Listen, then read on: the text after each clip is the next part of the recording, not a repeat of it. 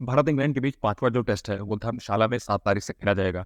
और इस समय जो धर्मशाला का माहौल है, माहौल इन सेंस की जो मौसम है, उसको देखकर लग रहा है कि थोड़ा-सा जो चीज़ें जिस तरह से प्लान की गई थी वैसा देखने को नहीं मिलेगा। शायद ऐसा लग रहा है जिस तरह से बर्फबारी भी हुई और उसके बाद जिस तरह से बरसात हुई वहाँ पे, तो पिच रीडर को बहुत ज़्यादा काम करने को नहीं मिला है।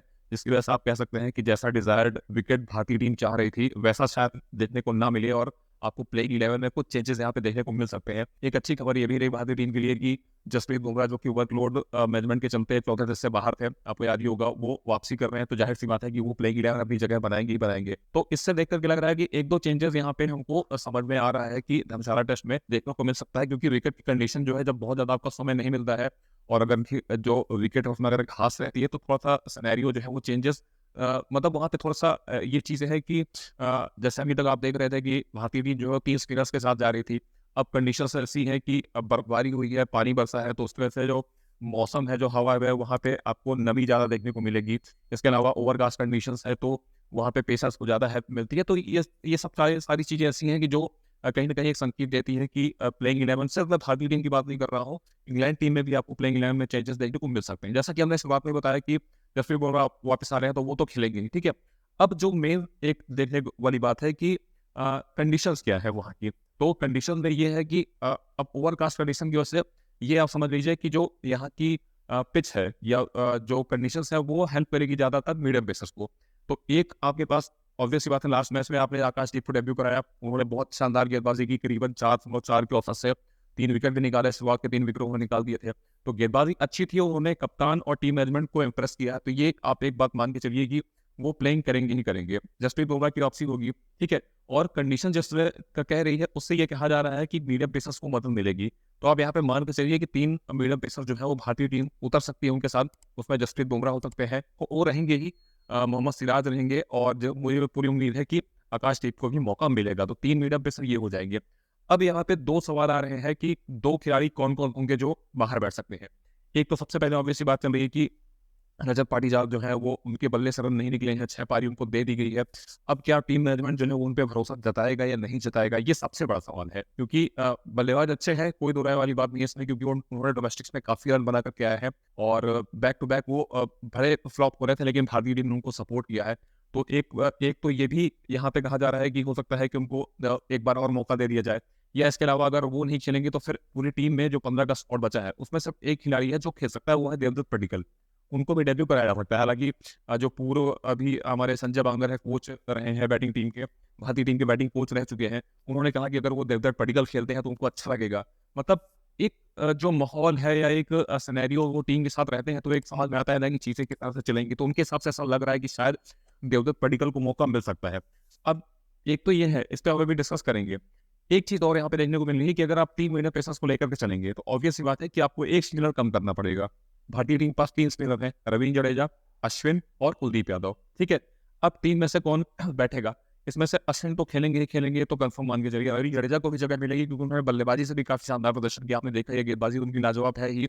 बल्लेबाजी से जिस लोग उन्होंने कंट्रीब्यूशन दिया है, उससे ये कहा जा सकता है कि ये 2 खिलाड़ी रहेंगे, तो उस स्थिति में तीसरे खिलाड़ी जो हमारे हैं कुलदीप यादव, उनके साथ आप ये कह सकते हैं कि जो चीज़ें हैं वो सही नहीं जाएँगी, उनको बैठना पड़ सकता है। जितनी मेरी जानकारी है या मेरा एनालिसिस कहता है, उस अकॉर्डिंग मुझको ऐसा लगता है कि शायद कुलदीप यादव जो है वो बैठेंगे इस मुकाबले में। 3 मीडियम पेसर्स के साथ भारतीय टीम उतरेगी।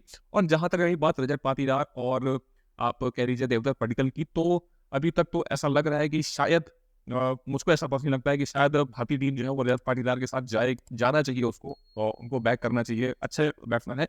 वो लास्ट फैसला तो आप भी जानते हैं कि टीम मैनेजमेंट और कप्तान लेते हैं कि क्या उनको देवदत्त, हालाँकि एक मैच है तो मुझको ऐसा लगता है कि शायद एक मैच के लिए देवदत्त पडिक्कल को मौका नहीं मिलेगा, मेरा ऐसा मानना है। क्योंकि अगर आप मौका देते हैं तो फिर सीरीज़ में आप 2-3 मैच उनको दीजिए, कंटिन्यू उनको मैचेस दीजिए, आप उनको भरोसा जताइए और उनके ऊपर अच्छे से आप इन्वेस्ट कीजिए, तो वो एक फैक्टर रहता है। एक मैच बचा है, एक मैच में आप बहुत ज़्यादा फिर आप परसेप्शन नहीं बना पाएँगे, उनके परफॉर्मेंस को एनालाइज़ नहीं कर पाएँगे, तो ये एक बहुत बड़ी बात है। तो मुझको ऐसा लगता है इस वजह से कि शायद देवदत्त पडिक्कल को मौका नहीं मिलेगा और टीम जो है वो रजत पाटीदार के साथ जा सकती है। अब ये तो जैसा हमने कहा ही कि ये तो अब टीम मैनेजमेंट जो है वो उस टाइम पे टॉस के टाइम पे ये प्लेइंग 11 रिवील होती है अमूमन। आप देखते हैं कि जो इंग्लैंड टीम है वो 1 दिन पहले ही रिवील कर देती है, तो जहाँ तक है कल वो रिवील कर देगी तब तो समझ में आएगा। मुझको ऐसा लगता है कि शायद टीम हालाँकि परफॉर्मेंस अगर देखा जाए तो इंग्लैंड टीम का परफॉर्मेंस जो उन्होंने प्लेयर्स बनाए हैं, उस तरह से एग्जीक्यूट नहीं कर पाए हैं। अदरवाइज़ उनकी जो स्ट्रैटेजी रही है वो बहुत अच्छी रही है हर जगह को लेकर के, हर जगह की विकेट की कंडीशन को देखते हुए उन्होंने जो चेंजेस किए हैं अपनी टीम में, वो काबिल तारीफ रहे हैं हर जगह के। तो शायद ये भी आप देख सकते हैं कि एंडरसन और ओली रॉबिन्सन के साथ-साथ हो सकता है कि आपको तीसरा मीडियम पेसर भी देखने को मिल जाए वहाँ पे, और ये तो कल पता चल ही जाएगा। लेकिन ये उम्मीद आप मान सकते हैं कि जब आपको बहुत ज़्यादा पिच तैयार करने को नहीं मिलता है, जब आपके पास बहुत ज़्यादा ऑप्शंस नहीं रहते हैं, तो फिर आपको चेंजेस करने ही पड़ेंगे। तो मुझको ऐसा लगता है कि शायद इंग्लैंड की टीम जो है वो 3 मिडल पेसर के साथ उतर सकती है। बल्लेबाजी में ऐसा कुछ खास मुझको नहीं लगता है कि चेंजेस देखने को मिलेंगे, क्योंकि कल बेयरस्टो का जो है वो 100वां टेस्ट होगा, और शायद 19वें, शायद मैं कंफर्म नहीं हूँ। हालाँकि मुझे कंफर्म होना चाहिए था, लेकिन मैं नहीं हूँ। शायद वो 19वें खिलाड़ी होंगे जो 100 टेस्ट वो खेलेंगे। उनके लिए बहुत बड़ी बात रही है। आज मैं उनके बारे में पढ़ रहा था कि 1997 में उनके जो फादर हैं उन्होंने सुसाइड कर लिया था, और फिर 2012 में उनकी मदर को ब्रेस्ट कैंसर हुआ था। तो उनकी लाइफ जो है बहुत अप्स एंड डाउन्स में रही है, और जब 1997 में उनके फादर की डेथ हुई है, तब वो मात्र 8 साल के थे। तो उनका भी लाइफ जो है बहुत अच्छा नहीं गुजरा था। बहुत सारे उन्होंने संघर्ष देखे अपनी लाइफ में, और इस मुकाम पे पहुँचे हैं कि वो 100वां टेस्ट खेलना है, तो अपने आप में ही बड़ी बात है। हालाँकि इस पूरे सीरीज़ में अभी तक उनका प्रदर्शन जो रहा है वो कुछ खास बिल्कुल नहीं रहा है। बैक कर रही है उनको इंग्लैंड की टीम। अब देखते हैं कि कल के मैच में उनको माफ़ कीजिएगा, जो परसों से मैच चालू होगा उसमें वो प्लेइंग में शामिल करते हैं, नहीं करते हैं। अमूमन करना चाहिए, 100वां टेस्ट है, बहुत बड़ी बात है। और जिस तरह की खबरें निकल के आ रही हैं, उससे ऐसा लगता है कि वो 7 तारीख से जो 5वां टेस्ट है वो खेलेंगे। तो अभी तक जो इस पूरे वीडियो पे एक निष्कर्ष के तौर पे देखा जाए, तो मुझको ऐसा लगता है कि शायद कुलदीप यादव की जगह नहीं बनेगी। भारतीय टीम 3 विकेट के साथ उतरेगी, जिसमें जसप्रीत बुमराह और आपके सिराज रहेंगे और आकाशदीप रहेंगे।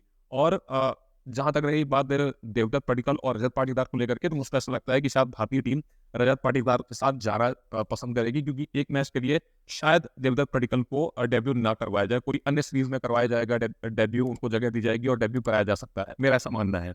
अब देखते हैं वो, तो अब परसों जब मैच चालू होगा तो आपको समझ में आ ही जाएगा। वैसे आपका क्या लगता है कि किनको मौका मिलेगा? अगर आपके हिसाब से प्लेइंग 11 क्या हो सकती है भारतीय टीम की, आप हमें कमेंट बॉक्स में ज़रूर बताएँ। वीडियो अच्छा लगा हो तो प्लीज़ लाइक कीजिएगा, और हमारे चैनल को बिना सब्सक्राइब किए मत जाइएगा। फिर मिलेंगे इस नए वीडियो में, तब तक के लिए थैंक यू।